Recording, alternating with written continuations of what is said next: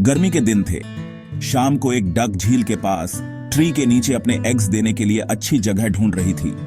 उसने वहां पर 5 एग्स दिए। उसने देखा कि उसके 5 एग्स में से एक एग सबसे बहुत अलग था, जिसे देखकर वो परेशान रहने लगी। उसने एग्स से बच्चों के बाहर आने तक का इंतजार किया। फिर एक सुबह उसके 4 एग्स में से उसके 4 नन्हे बच्चे बाहर आ गए। वो सभी बहुत सुंदर और प्यारे थे, लेकिन उसके 5वें एग से अभी तक बच्चा बाहर नहीं आया था। डक ने कहा कि यह 5वें एग का बच्चा उसका सबसे सुंदर बच्चा होगा, तभी वो बाहर आने में इतना ज्यादा टाइम ले रहा है। एक सुबह वो 5वां एग भी फूट गया। उसमें से एक बदसूरत डक का बच्चा निकला। डक का यह बच्चा अपने बाकी के चारों भाई बहनों से बहुत बड़ा और बदसूरत था। यह देखकर डक माम बहुत उदास हो गई। उसे उम्मीद थी कि शायद कुछ दिनों बाद वो बदसूरत डक भी अपने भाई बहनों की तरह सुंदर हो जाएगा।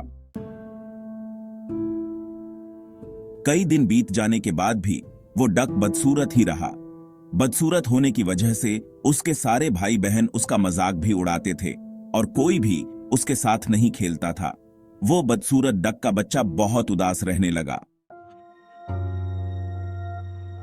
एक दिन झील में अपनी परछाई देखते हुए वो बदसूरत डक का बच्चा सोचने लगा कि अगर उसने अपने परिवार को छोड़ दिया तो वो सारे बहुत खुश हो जाएंगे। वो किसी दूसरे जंगल में चला जाएगा। यही सोचकर वो किसी घने जंगल में चला गया। जल्द ही सर्दियों के दिन आ गए। हर तरफ बर्फ की बारिश हो रही थी। बदसूरत डक के बच्चे को ठंड लग रही थी। उसके पास खाने पीने के लिए भी कुछ नहीं था। वहां से वो एक डक के परिवार के पास गया। उन्होंने उसे भगा दिया। फिर वो एक मुर्गी के घर गया। मुर्गी ने भी उसे चोंच मारकर भगा दिया। उसी रास्ते में उसे एक कुत्ते ने देखा, लेकिन कुत्ता भी उसे छोड़कर चला गया। बदसूरत डक उदास मन से सोचने लगा कि वो इतना बदसूरत है कि कुत्ता भी उसे नहीं खाना चाहता है।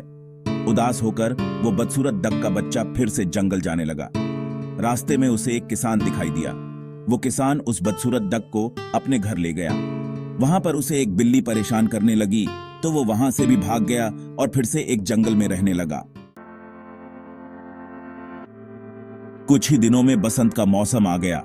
अब वो बदसूरत डक भी काफी बड़ा हो गया था। एक दिन वो एक नदी के किनारे टहल रहा था।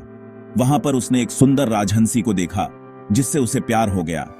लेकिन फिर उसे लगा कि वो एक बदसूरत डक है, इसलिए उसे वो राजहंसी कभी नहीं मिलेगी। शर्म से उसने अपना सिर झुका लिया। तभी उसने नदी के पानी में अपनी परछाई देखी और वो हैरान हो गया।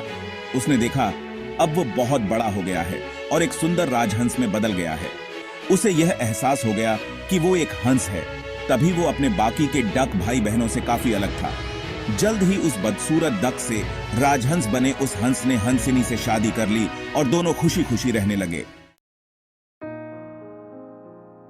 कहानी से सीख: सही टाइम आने पर हर कोई अपनी सही पहचान कर सकता है। तभी वो अपने गुणों को पहचान कर अपने दुखों को दूर कर सकता है। सब्सक्राइब, कमेंट और लाइक जरूर करें।